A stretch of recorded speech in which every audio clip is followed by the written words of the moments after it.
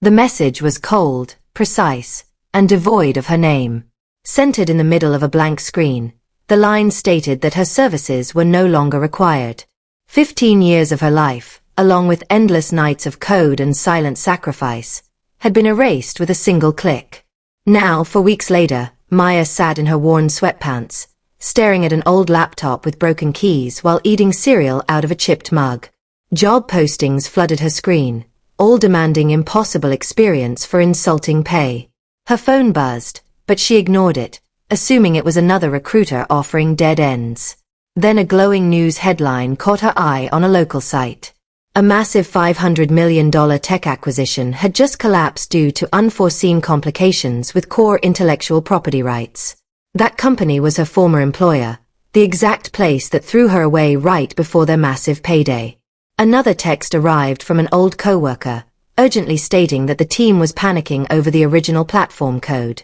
Maya stared at the screen as her heart pounded against her ribs.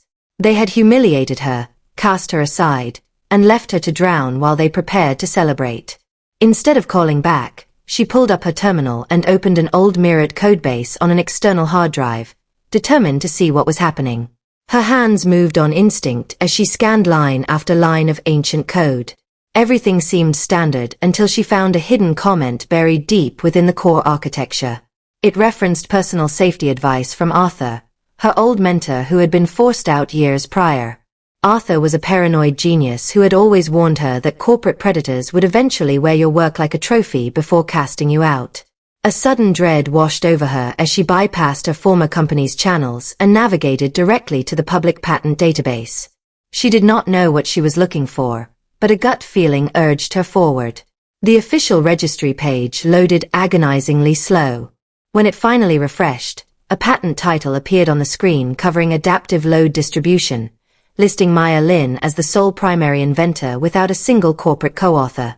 5 years ago, Arthur had forced her to file that documentation under her own name and personal address as future insurance.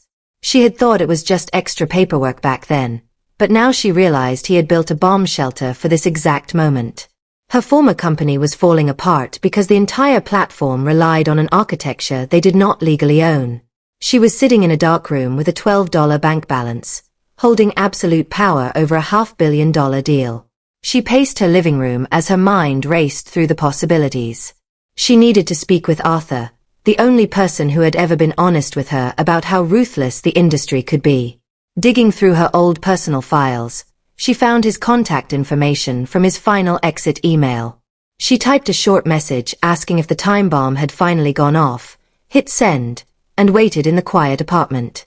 Arthur called her in the middle of the night, his voice raspy and unbothered. He revealed that he had been waiting years for this exact oversight to catch up with the executives. When Maya asked what she should do next, Arthur told her never to negotiate from a place of weakness. He instructed her to ignore every call from her old boss and gave her the contact details for a sharp IP litigation attorney named Valerie Vance. The following morning, her phone rang with an incoming call from San Francisco. It was Julian Vance, the chief executive of her former company who had barely acknowledged her existence during her years there. He adopted a fake, overly friendly tone, attempting to brush off her termination as a minor misunderstanding. He claimed there was a small administrative hiccup regarding an old patent and offered her a modest retroactive severance package to sign over the rights. Maya listened quietly as he tried to downplay her foundational work as a simple group effort. The arrogance in his voice triggered a wave of calm clarity within her. She interrupted his rehearsed speech, coldly informing him that the call was being recorded for legal purposes and that he was never to contact her directly again. Before he could respond, she told him her attorney would be handling all future communications and hung up. Within hours, her former employer began sending desperate, threatening legal notices to her personal email, claiming she was withholding company property. Shortly after, an anxious former teammate called her, admitting that management had asked him to reach out and guilt her into a quiet settlement. Maya told him to pass a message back to the executive board, letting them know they should have sent real lawyers instead of using old friends as shields. Later that afternoon, Valerie called with massive news. The acquiring corporation had reached out directly, completely bypassing Maya's former employer to discuss an exclusive licensing agreement. The buyers did not care about the middleman anymore. They only cared about the person who held the legal rights to the technology. Maya realized she was no longer an ousted worker begging for a job, but the sole gatekeeper of the entire deal. The confrontation took place in a stark glass conference room overlooking the city. Julian sat across from her alongside a team of corporate lawyers, his usual polished confidence visibly slipping. He attempted to appeal to her past loyalty, offering her a consulting role and a lump sum payment if she would transfer the patent back to the firm. Maya let the silence heavy the room before sliding a single document across the polished table. She calmly reminded him of the endless nights she had poured into building their system, only to be tossed aside with an automated termination letter when she was no longer convenient. She revealed that the single page on the table was a formal notice of exclusive negotiation with the acquiring buyer, who had chosen to license the technology directly from her. Julian turned pale as he realized his company was left with nothing but liabilities and furious shareholders. The deal with the acquiring firm finalized a few weeks later, securing Maya's financial independence for the rest of her life. She established her own independent consulting firm, taking on high-level architecture projects entirely on her own terms.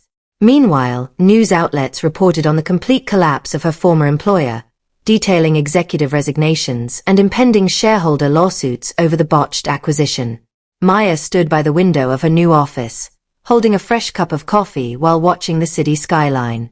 A lingering voicemail from Julian sat unplayed on her phone, which she deleted without a second thought.